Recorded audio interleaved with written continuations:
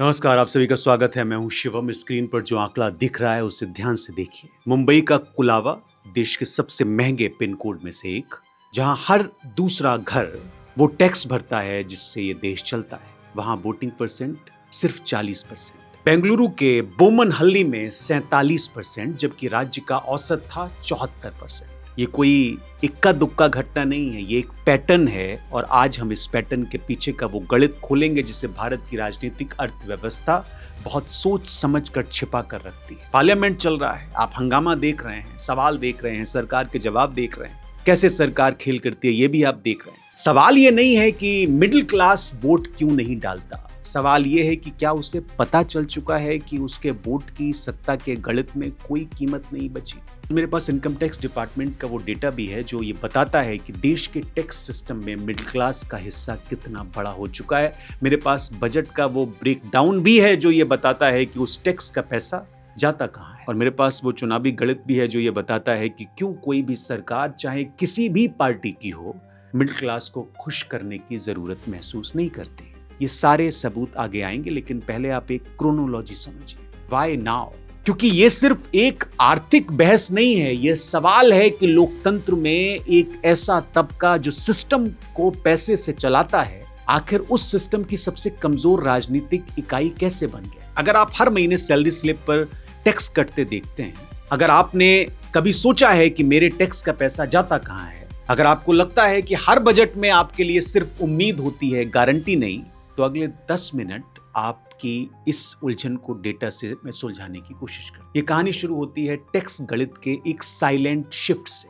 2019 में सरकार ने कॉर्पोरेट टैक्स रेट में बड़ी कटौती की। मकसद था निवेश बढ़ाना, इकोनॉमी को गति देना, तर्क सही था। लेकिन इसका एक साइड इफेक्ट था जिसकी चर्चा कम हुई। डायरेक्ट टैक्स में कॉर्पोरेट का हिस्सा घटा और उस गैप को भरने के लिए इनडायरेक्ट टैक्स यानी जीएसटी, एक्साइज ड्यूटी का बोझ बढ़ा दिया। अब समझिए फर्क क्यों मायने रखता है।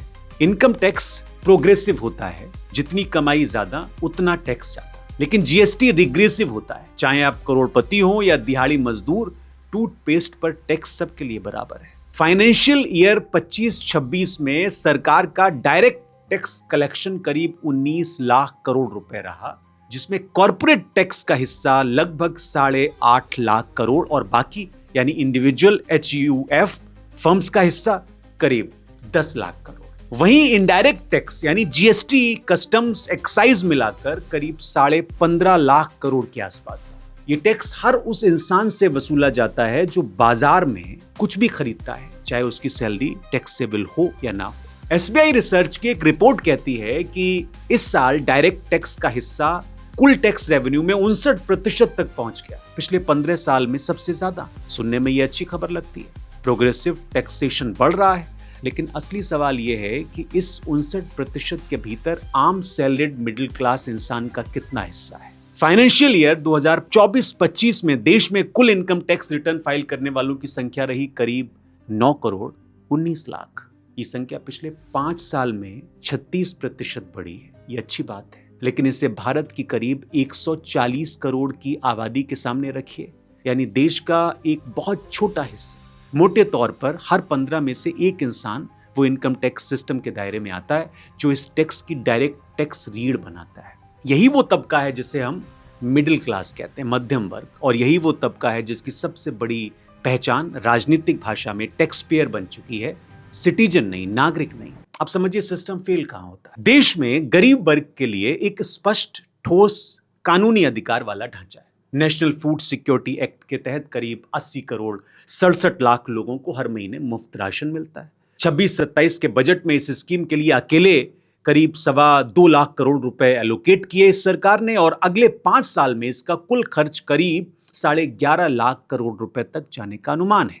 ये एक जायज, जरूरी वेलफेयर कमिटमेंट है, ठीक है, इस पर कोई सवाल नहीं करना चाहिए, नहीं करते। अब दूसरी तरफ देखिए आप, कॉर्पोरेट और बड़े निवेशकों के लिए क्या है। टैक्स रियायतें हैं, PLI स्कीम इंसेंटिव्स हैं, कैपिटल गेन पर स्थिर और अनुमानित रेट स्ट्रक्चर है, और नीतिगत ध्यान जो इन्वेस्टमेंट साइकिल को प्रायोरिटी देता है। और बीच में खड़े हैं आप यानी मिडिल क्लास। ना उसके पास गरीब जैसा जस्टिशियल एंटाइटलमेंट है, ना अमीर जैसा पॉलिसी लिवरेज।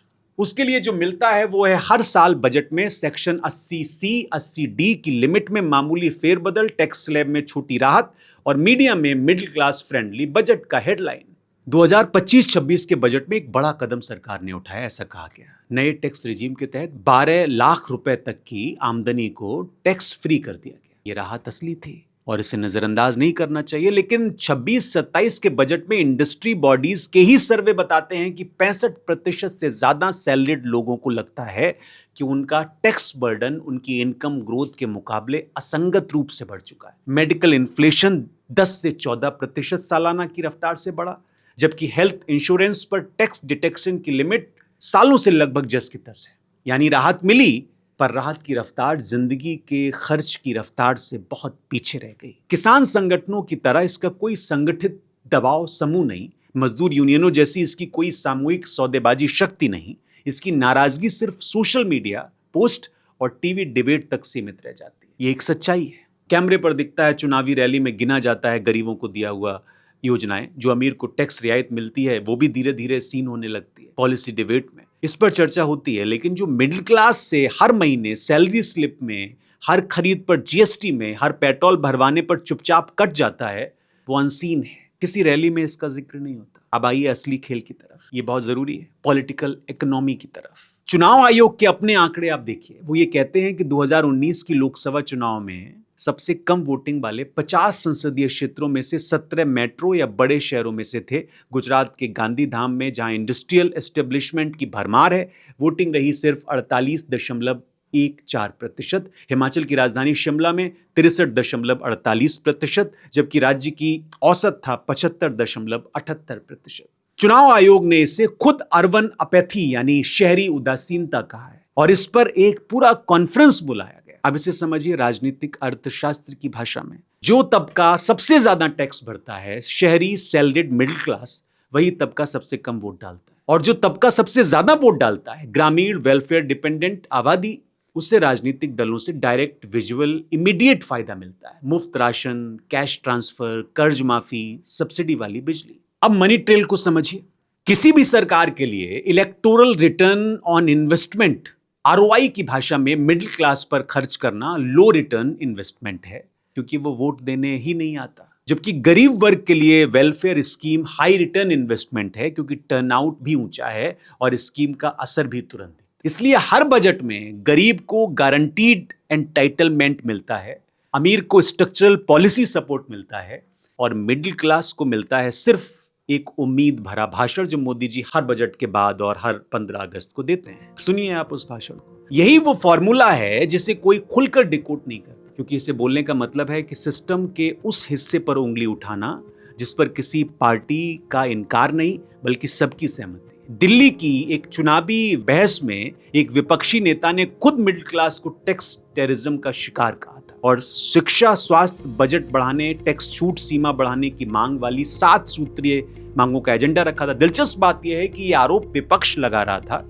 लेकिन सत्ता में आने पर वही पैटर्न कमोबेश हर पार्टी दोहराती नजर आती है, क्योंकि गणित पार्टी नहीं बदलती, गणित वोटर टर्नआउट बदलता है। अब यहां ठहरिए, क्योंकि एक बहुत मजबूत काउंटर आर्गुमेंट है और इसे नजरअंदाज नहीं करना चाहिए मुझे। तर्क यह है कि 25-26 के बजट में इनकम टैक्स में बड़ी राहत दी गई, 12 लाख तक की आमदनी टैक्स फ्री कर दी गई।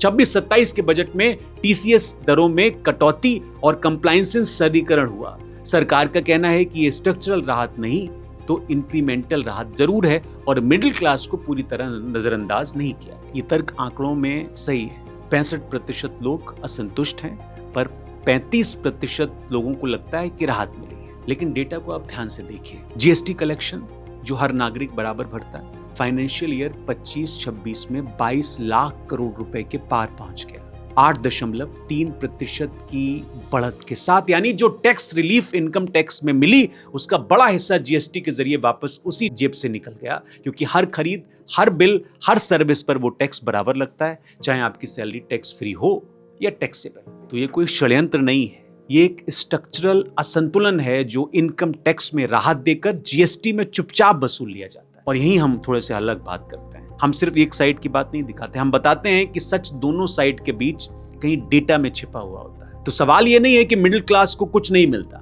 सवाल यह है कि उसे जो मिलता है वो अधिकार नहीं है, एहसान है। हर साल फिर से मांगना पड़ता है, हर बजट में फिर से लड़ना पड़ता है। देश चलाने के लिए मिडिल क्लास की जरूरत है, उसका टैक्स, उसका कंजम्पशन, उसकी प्रोडक्टिविटी।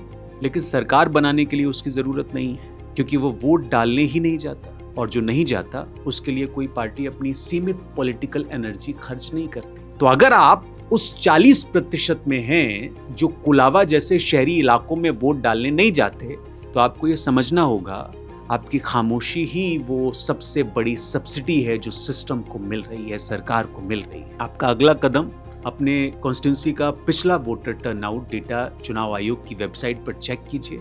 अगर आपके इलाके में भी टर्नआउट 50% से कम है तो अगली बार सिर्फ टैक्स मत भरिए, वोट भी डालिए। सिस्टम तभी बदलता है, सरकार तभी बदलती है जब वो तबका जो पैसा देता है वो हिसाब मांगना शुरू कर। अगर आपको लगता है कि ये गणित देश के हर मिडिल क्लास को समझना चाहिए तो इस रिपोर्ट को शेयर करिए, कमेंट करके बताइए कि क्या आपको भी लगता है कि जो तबका देश चला रहा है उसके वोट की कोई वैल्यू नहीं। बहुत शुक्रिया।